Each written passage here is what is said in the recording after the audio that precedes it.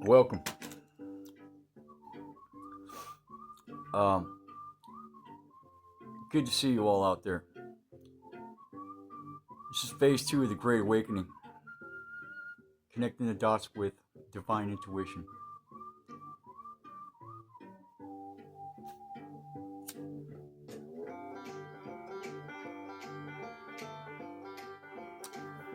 Man, watching that victory rally tonight,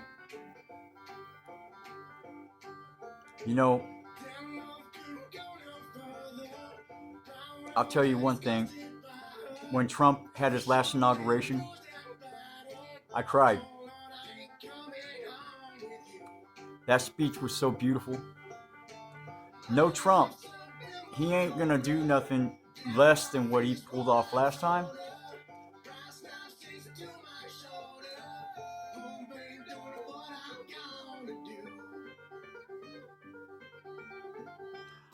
I'm not saying I don't want to get my hopes up and expect something super huge, but I will be prepared to cry again. Um, Even Jesus wept. He wept when his friend died.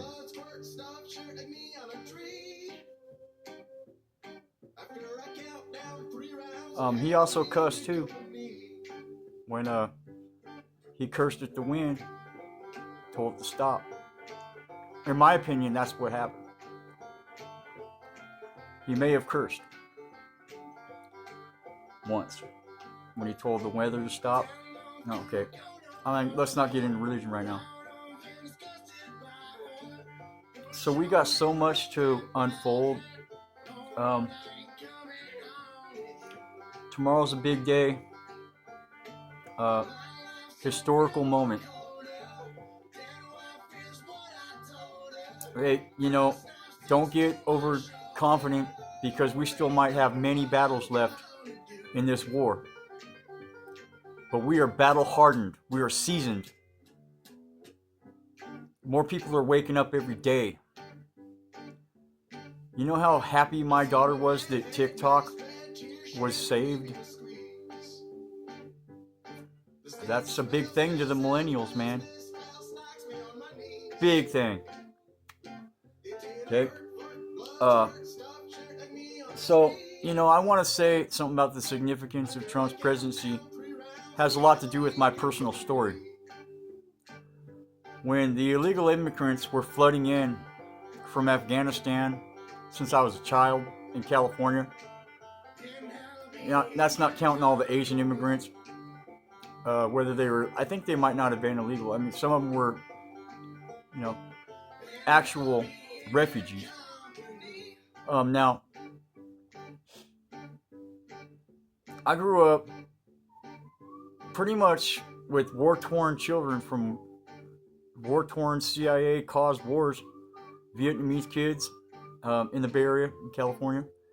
A lot of Afghanistans flooded our elementary school when I was in my first grade. And, I had to argue with them in like second grade about I'd bring the Bible and they'd bring the Quran. And I would just, I was already like a little spiritual warrior back then. But I know now a lot more than I knew then. And let's just say it's good and evil. All the little religious crap that's in between is all divisive. you know. So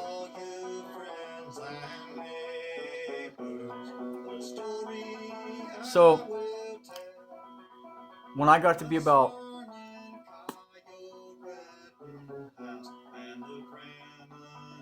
13, 12 years old, that movie Colors came out. A lot of gangs in LA. There was Peckerwoods in my neighborhood. More than anything, a lot of drugs, a lot of meth hitting the scene. But later on, all these Serenos started hitting the system. All these illegals were forming this MS 13 gang, the Serenos. Now, there was some resistance. They started this gang called the Norteños. A lot of people might know, about the little Norteño Sereno thing. But I was more with my Irish crew back then, and my neighborhood homeboys that I grew up since we were kids. We used to have rock fights, but we grew up and we realized we were being invaded back then, and our neighborhoods were being taken over by these Serenos and stuff. The Norteños wanted us white boys to join up with them, but we wanted to do our own thing with the woods and kind of like have our own little Irish crew. But you didn't necessarily have to be Irish, just as long as you was, you know, riding with us.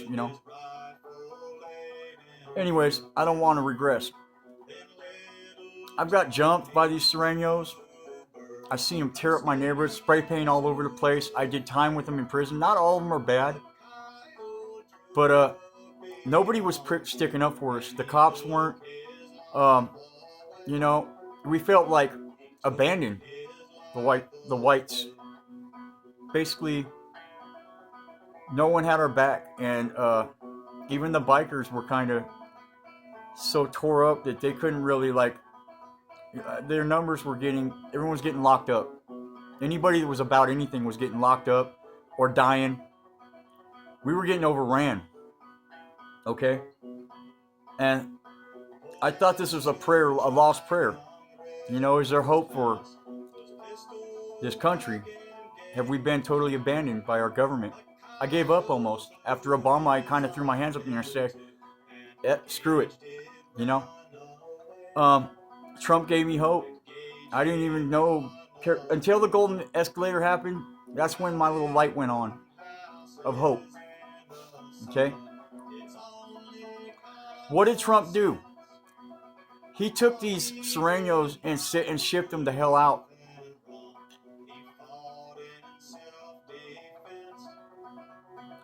He knows our hearts.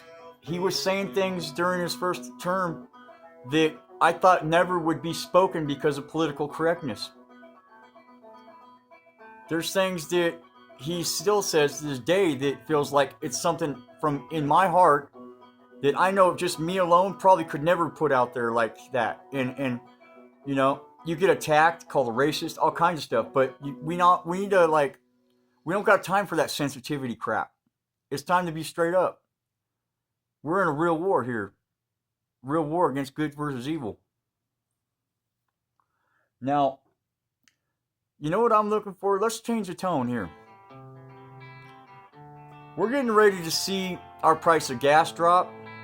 Our groceries. Won't that be nice to eat and buy groceries?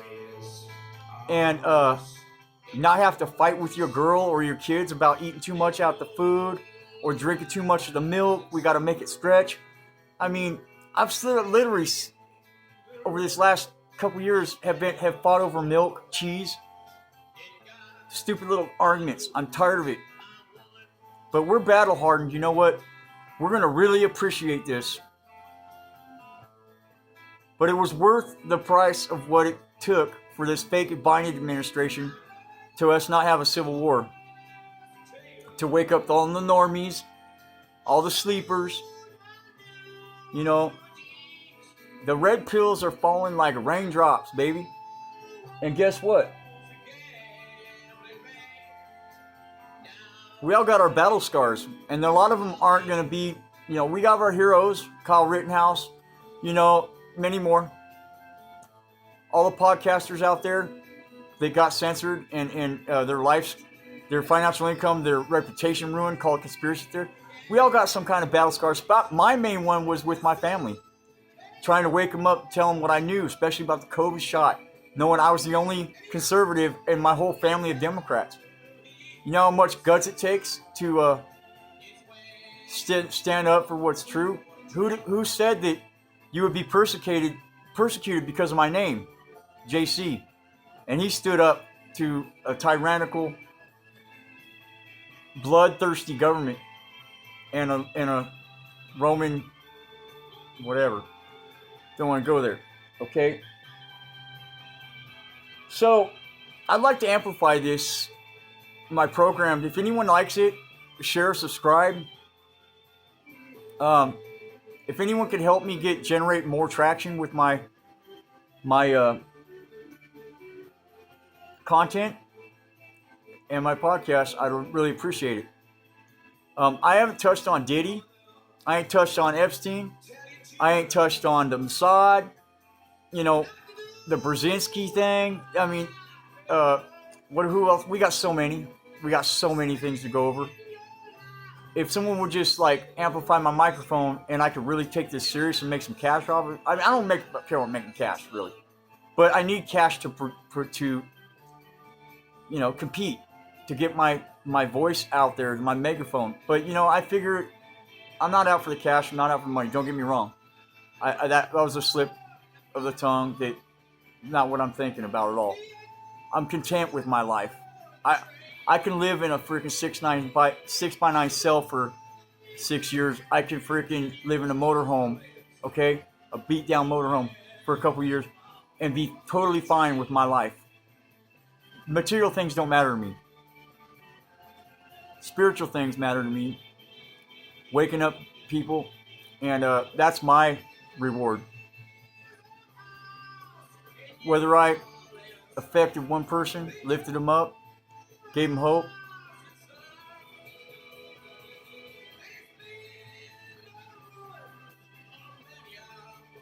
the golden age is coming, man.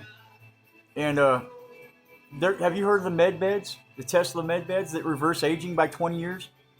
They're saying the people that are going to be affected the worst by it are our grandkids, because they're not going to be used to seeing grandpa and grandma running around dancing like they're 20. So anyway, look, my time's up, or else I can't download this video. So I'll come back through with another one soon. Thank you. Have a great night. Enjoy your inauguration tomorrow. Chris Sig Hammonson signing off.